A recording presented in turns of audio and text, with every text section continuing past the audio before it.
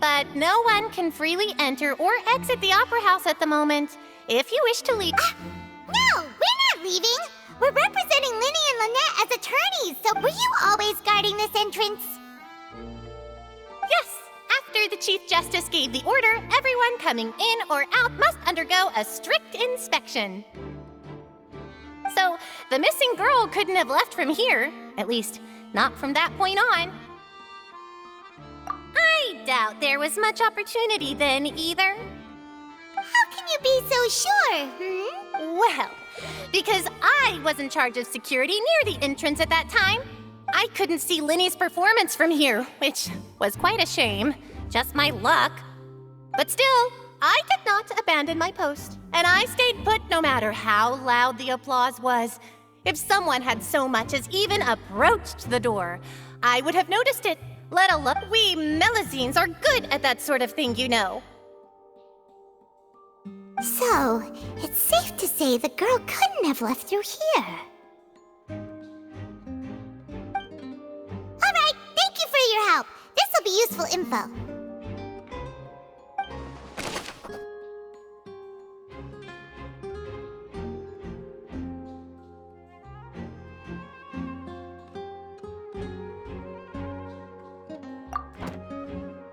I see that you're investigating the area.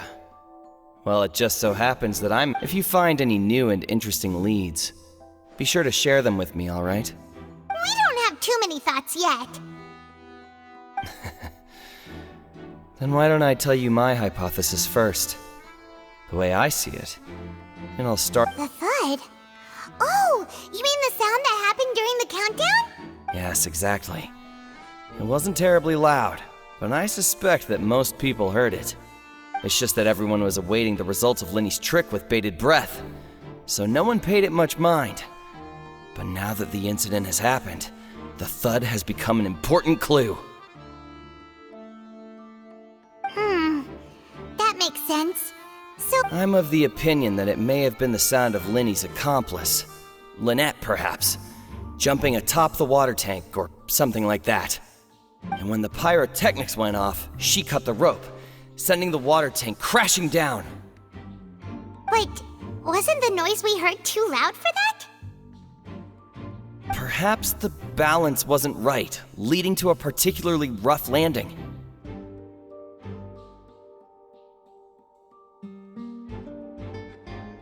Oh, that's true. That does remind Paimon, though. What was...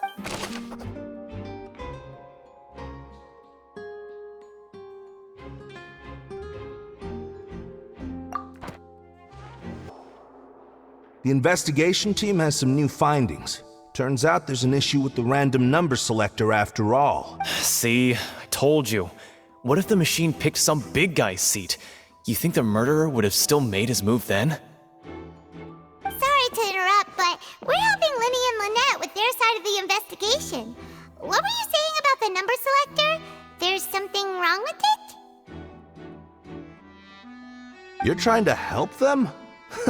That'll be a tall order. Linny used the machine to pick a random member of the audience during his performance, right? The lucky girl that later disappeared. Well, we thought there might be a serious problem with the machine, so we had it taken away for further inspection. It turns out that the seat number it picked wasn't random at all. The machine picks that same number. I'm sure you already know that you have to make a reservation in advance to get a seat, regardless of whether it's a trial or some performance. In other words, Linny knew who would be sitting where from the very beginning. That much checks out. Linny reserved our seats for us, too. Bet you see why I was saying it'd be tough to make a case for Linny. Even though it's bad for Linny's case, Paimon had better write it down.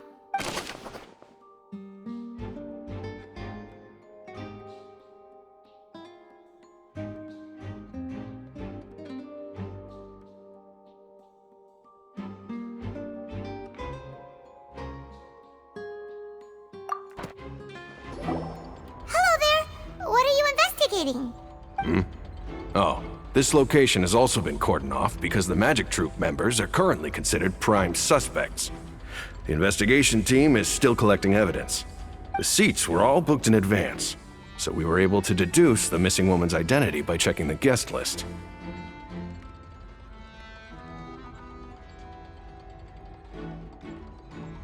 Sure, it's not like this is confidential information. We will publish it later anyway when we petition the public to help us find the missing person. Her name is Halsey. She's a painter from Fontaine who's made a bit of a name for herself. Apparently, she wasn't a regular at the Opera House, but she'd been feeling some pressure with her work lately, which made her decide to come see the magic show. The Magic Troop members all claim not to know her. We have looked into her social connections. It seems that she has no personal grievances or conflicts of interest with the suspects. Simply put, she wasn't related to the Magic Troop at all, which matches the features of the previous serial disappearances. Were the victims of previous cases also chosen at random? That's how it seems to us, in any case. Apart from the fact that they were all young women of around the same age range, there really weren't any other connections between them. Okay then. No need to be so formal. If you do happen to see the missing girl, please be sure to contact us. It is of utmost importance that we get to the bottom of these disappearances.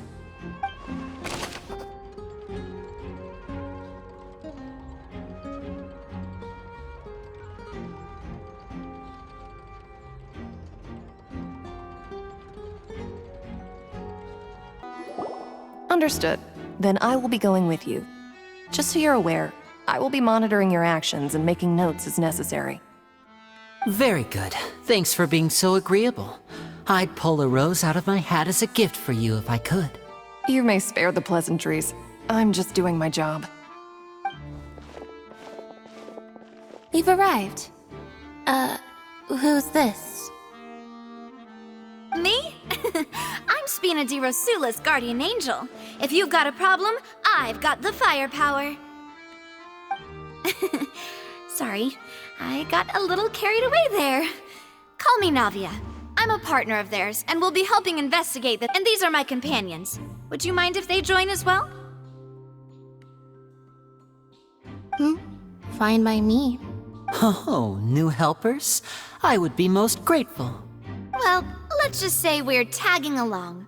It's not every day you get to see the secrets behind magic performed on such a large scale. I appreciate your kind interest. Come with me. We'll be heading below stage.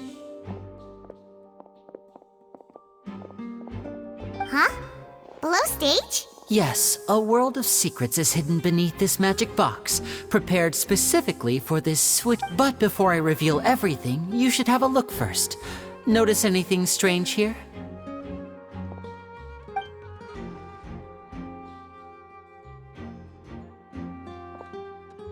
I'm not trying to be dramatic. Remembering the details of a trick will help you understand the methods used to perform it more easily. Huh. Weren't there balloons and other decorations here? Ah, good eye. That said, you're still far from discovering the answer. The back? You mean the inside of the door? What's different about it, Paimon? Very good indeed. I thought you might not be able to catch that. The back of this door was patterned. Those patterns are now gone, replaced by a smooth wooden board. So, if you put 2 and 2 together, what do you get? Exactly. All right, let's go. I'll tell you how it works as we head down. Oh, so there was a passageway under the magic box! I knew you'd figure out most of it as soon as you saw this place. The 2 magic boxes are positioned right above the 2 entrances of the tunnel. See this flatbed trolley? The box with the lucky audience member in it would be shuttled over to the other side using the trolley. This trolley can raise and lower and even rotate, ensuring that the box will face in the right direction. I see. So that's the purpose of the box inside another box. Precisely. The inner box would descend after the audience member was put inside and be moved along the trolley, all while the outer box would remain on stage as if nothing had ever changed. So that's how you did it! Once the box was lowered, the trolley would store some energy through this device here, with which it would complete the rest of the steps. The audience member would only be able to feel some slight movements in the dark, and by the time she walked out, she would already be back on stage. Right! You were talking that whole time, and you even came out for a moment near the end! Ah, yes. A phonograph operated by Lynette was used to achieve that effect. My assistant and I had already scripted our conversation beforehand. When the countdown began, I had already gone to the opposite box via a tunnel using that ladder. And what about Lynette? Where was she? I was in the mezzanine space in the back of the box. Oh, interesting! That's how we were able to coordinate Linny's lines with the assistant. And, by the way, I was the one who walked out of the box at the end. I mean, we are twins. All it takes is a change of clothes and no one can tell who's who. And that's my favorite part of this trick. Only Lynette and I can perform it. So that's how it all worked! Wow, every detail you revealed was more amazing than the last! Lynette would briefly walk out of the box and then go back in, jumping into the tunnel and escaping before the box on the trolley could finish ascending.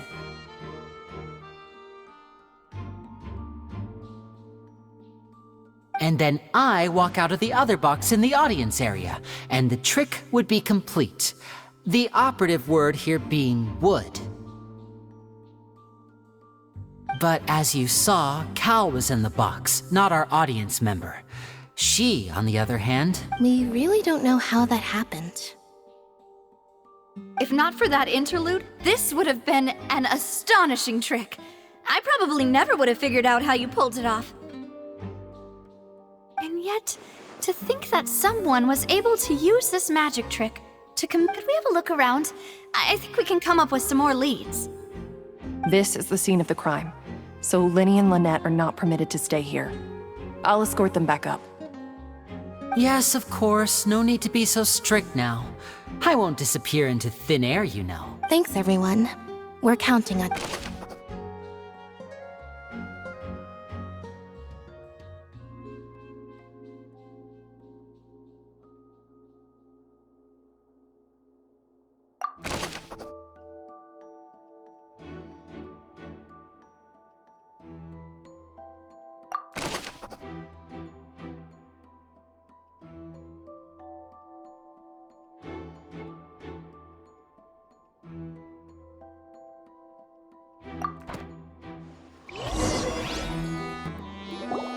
Oh, these are the clothes that the lady chosen from the audience was wearing, right? Her clothes are here, but she's nowhere to be found. Right! And do you really need to do that if you're kidnapping them? Ugh, this is so confusing. Paimon doesn't want to be a detective anymore.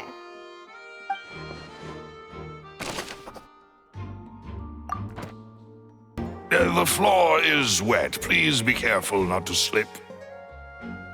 Speaking of which, why would there be water here? Oh, Paimon knows!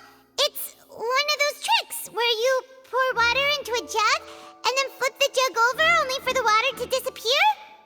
And here's a broken vase. Huh. Did the trolley knock it? That can't be. The trolley moves along tracks from start to finish. It couldn't have hit the... Let's note this down too and...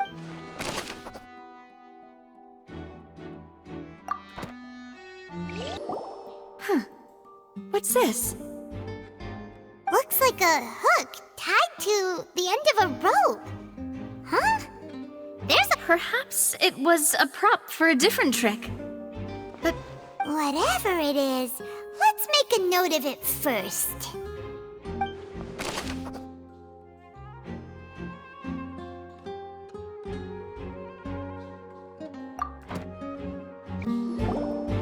What is this place?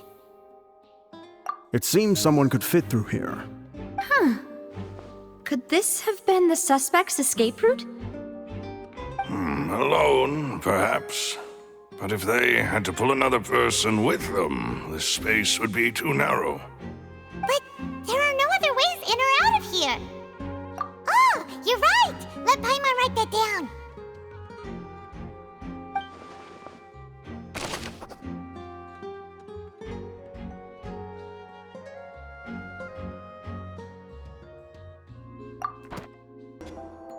Well, we've ascertained the state of the crime scene. Let's find a place to sort out our findings once Malus returns. Seems to me that there are several things that don't add up here. Apologies for the wait, demoiselle. So, what did the guards say?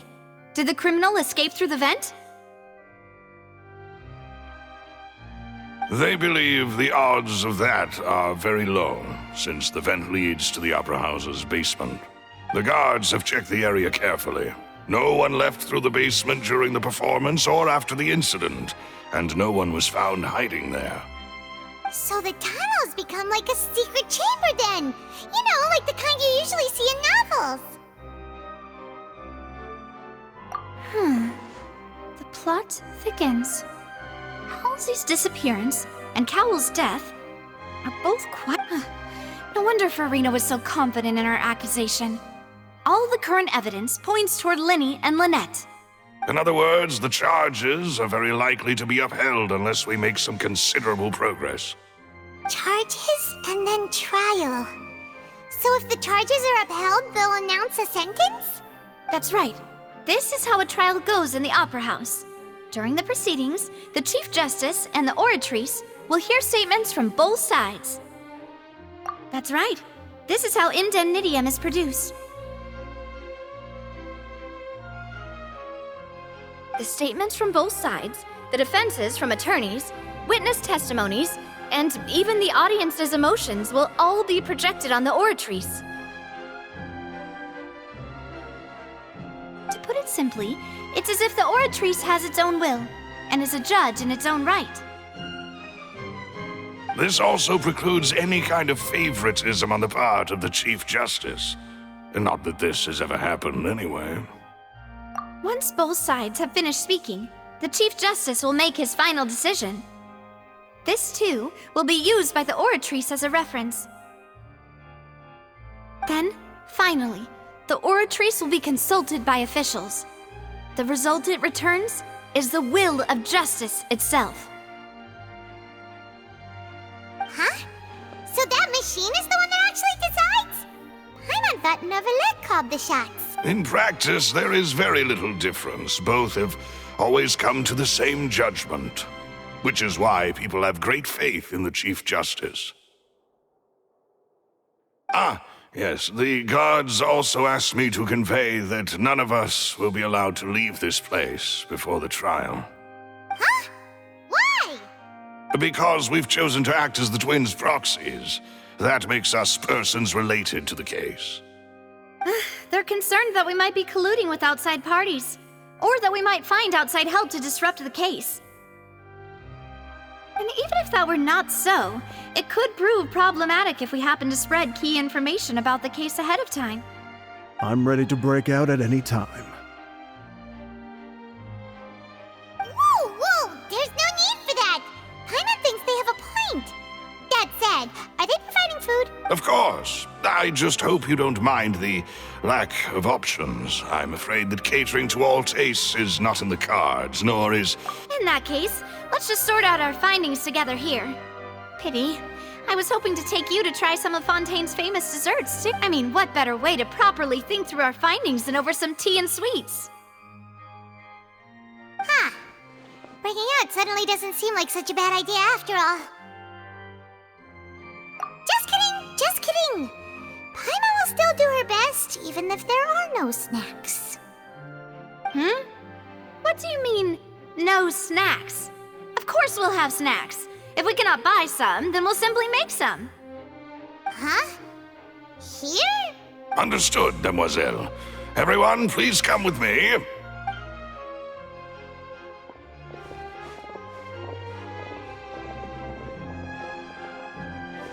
Wait, you're carrying a portable stove with you?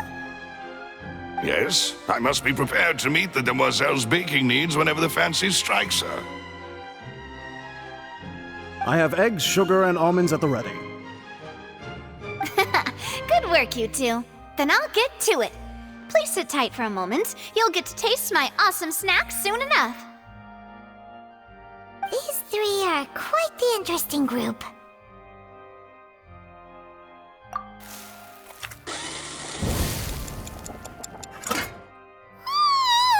And Paimon thought it smelled good while it was still in the oven! Oh, it's even better now. Paimon can't stop drooling. From the way you had these two guys carrying all that stuff around, Paimon thought you'd have them do more during the baking process. But you ended up doing the entire thing by yourself! Beating the egg whites, grinding almonds, everything! I was applauding. And I was giving encouraging smiles. Paimon was just thinking, aren't you worried about getting your fancy dress dirty beating egg whites and baking like this? Well, I don't think it's carved in stone anywhere that fancy ladies can only read books, sip tea, ride horses, and play the piano. I just really enjoy making snacks. Don't underestimate beating egg whites, by the way. It's a real arm workout. You also need to beat them to just the right consistency, or your macarons will crack. Anyway, give these a try, fresh out of the oven. There's 3 for each of us. Only 3? Well, eating too many sweet treats might send all that sugar to your head. You wouldn't be able to think clearly about the case on a sugar rush, would you? Tea is ready to be served as well. This is Demoiselle's favorite, strong black tea with a floral fragrance that clears the mind and lifts the spirit. No need for concern, I'm merely doing as I should.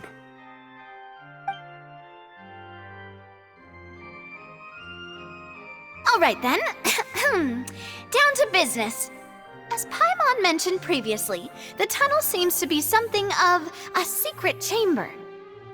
However, we can assume that Linny and Lynette were not alone within it. Some criminal also occupied its sealed confines. The magician twins could have committed the crimes, of course, but they lack any logical motive. Exactly! Why would they do such a thing right when everyone was watching? The flower vase and the thud we heard during the performance could indicate some altercation between Halsey and the criminal in the tunnel.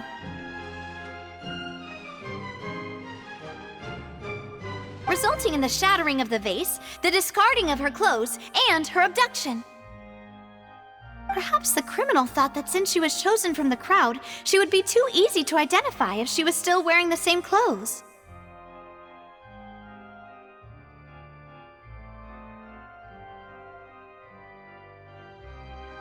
Paimon thinks that makes sense, but the real trouble is... True. None of the clues we found thus far support the existence of this third person, but the only people left to consider are both technically victims, whether it's the missing girl, Halsey, or poor Cowell. Huh. Could Halsey have secretly made modifications to the magic props in order to murder Cowell before making her escape?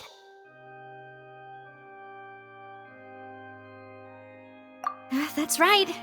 And even if she had tampered with the setup, she would need to understand the entire trick to pull it off.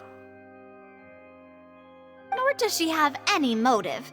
The guard said that she has never had any dealings with the Magic Troop's members. Were we not thorough enough in our search? From the sound of things, this is turning into an impossible case. Your macarons are amazing though, Navia. They smell great! They're nice and crisp and super sweet! They are my specialty after all. And I see you've already had 5. What? 5? Oh, that can't be right! Paimon only counted 3, honest! Please don't worry about it.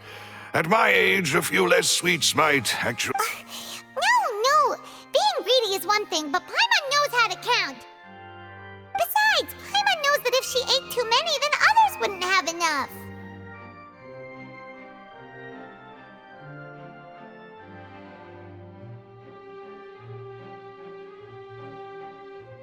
Wait, even you don't believe Paimon?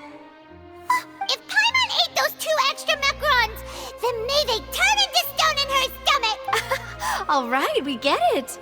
Well, I suppose one of us might have gotten too engrossed in our chat and eaten them by mistake. No big deal. Malus, set up the stove again if you would.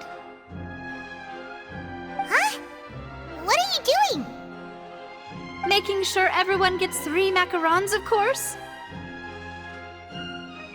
Exactly. We don't want to trouble you. As you wish, demoiselle. And I have the egg, sugar, and almonds. Well, this really is your hobby, huh?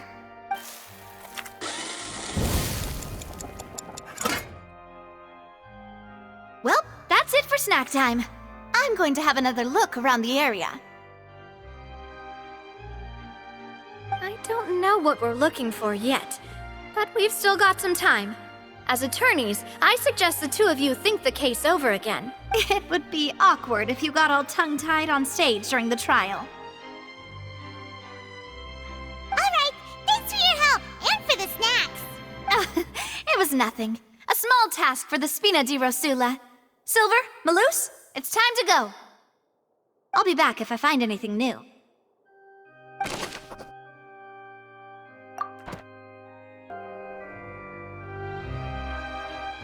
What do we do? The whole situation is so confusing. Good plan. Impossible things don't just happen. We'll get to the truth one way or another. Just relax. Even if everyone else suspects Lenny and Lynette, at least we will be supporting them from the stands. Besides, I doubt Farina understands any more about what happened than we do. Thanks, Navia. Well? Best of luck to you.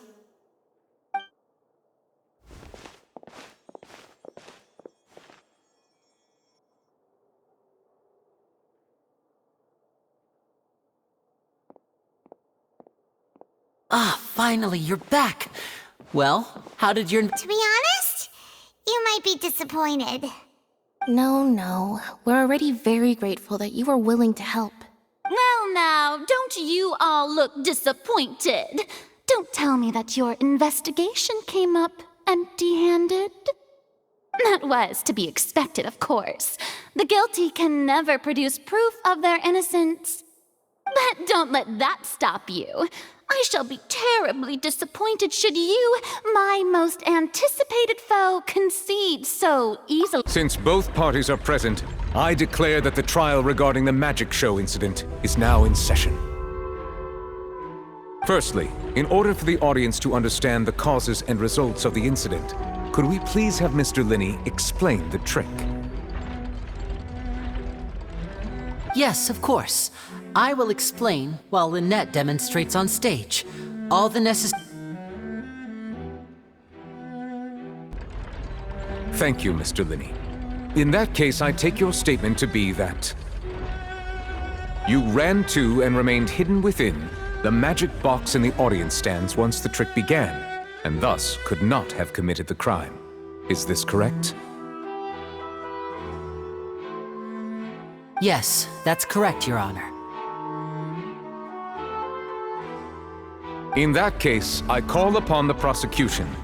Lady Farina, do you wish to refute his statement? Why, of course I do. Allow me to take the first shot and break this case wide open.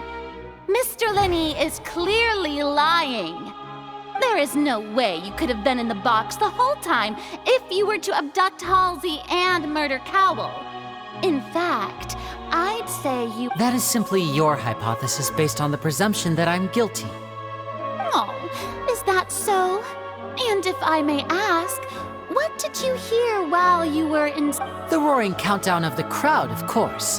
That's how I kept track of the time and built anticipation for the finale. And you didn't hear anything else at all? Nothing that might leave an impression of any kind? No, nothing. I see. But when the count reached 30 seconds or so, there was a thud. One so loud that I believe practically everyone heard it. Huh? Hey, hang on! Something's not right here. Yeah, I'm sure he could have heard a noise that loud from inside the box. I was right by the box and I definitely heard the thud.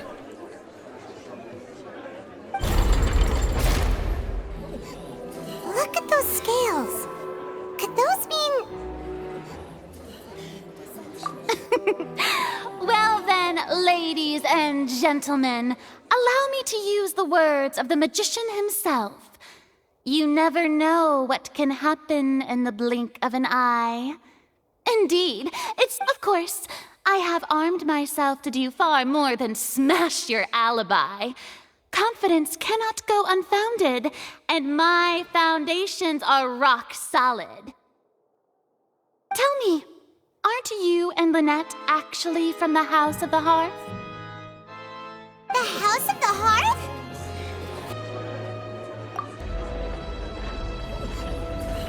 No wonder they did something like this.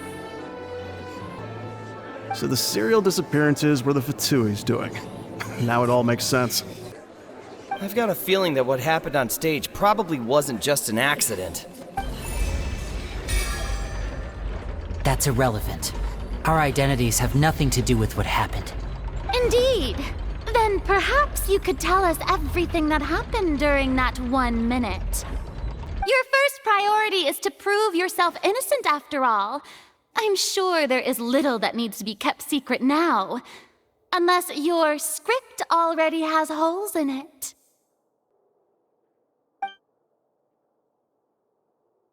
The Outlander is speechless.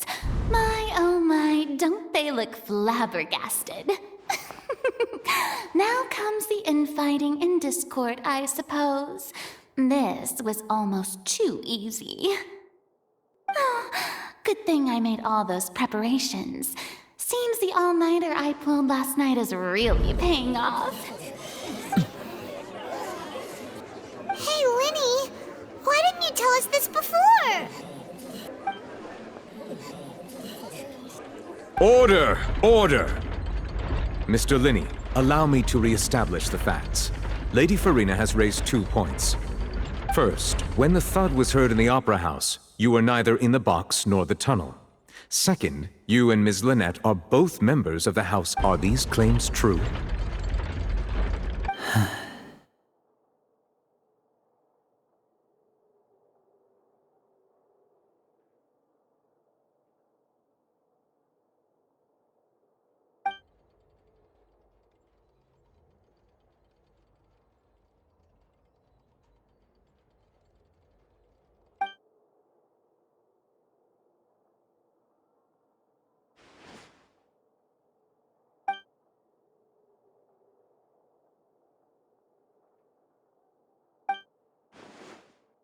Please answer my question, Mr. Linney. I'm sorry. Yes, they're true. I knew it! Well, that's it. We might as well move on to the sentencing already. What should we do now? Granted. In that case, what is your request?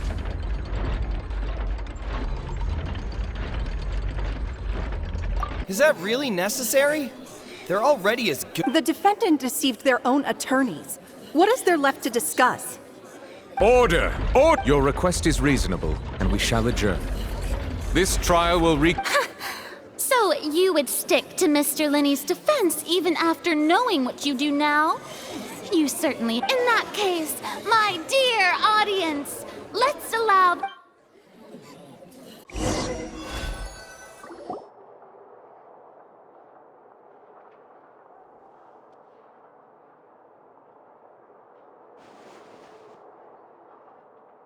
Well, this is awkward. I'm sorry, Traveler and Paimon. Yeah, sorry. Paimon doesn't know where to start. We trusted you two. We based our entire reasoning reasoning on the assumption that you weren't bad guys. Not to set the wrong tone or anything, but Paimon's really mad! I'm very sorry.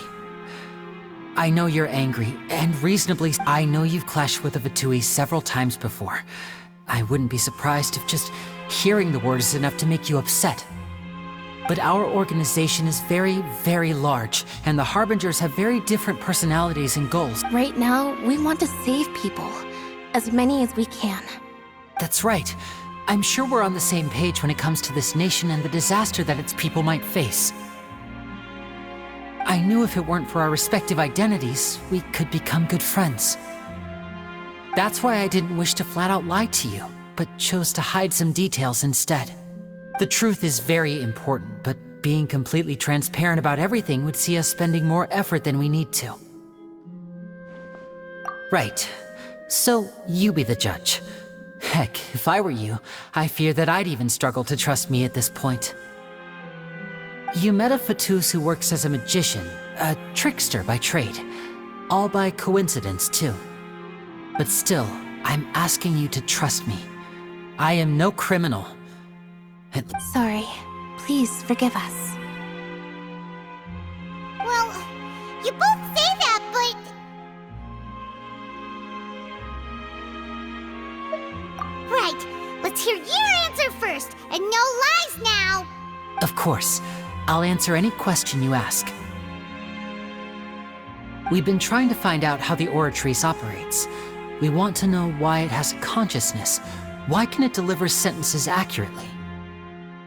During our investigations, we learned that the machine's core is beneath it. From that moment on, Lynette and I have been designing this box swap trick, with the objective of getting close to the— Is that why you needed a whole minute? That's right. In truth, the audience would take about 75 seconds to count down from 60, while I would only need 15 to get to the opposite box. So, after jumping into the tunnel, I accessed the Opera House basement via the vent, and went to investigate the room in which the core is stored. That air vent was created during the construction of the tunnel specifically to execute this step. Well, nothing. As soon as I reached that room and was about to investigate, I heard someone's voice. Which should have been impossible, of course. I was quite certain that I was the only one in the room. That voice seemed to recognize me and tried to speak to me. I chose to err on the side of caution and retreated the way I came. On the way back, I saw the broken vase and the clothes on the ground, but the countdown was almost finished, so there wasn't time to give it any thought. After that, the homicide occurred just as you saw.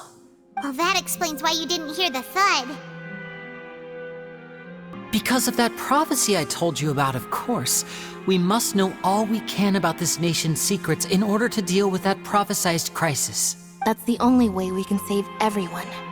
So, there you have it. The whole truth. I swear, I didn't hide anything from you this time. It was never my wish to proceed under this cloud of mistrust either. But like I said earlier, you can be the judge. If you want to leave because you don't trust the Fatui, there's nothing I can do to stop you. Well, Traveler, you decide. Paimon will follow your lead however you choose. Okay.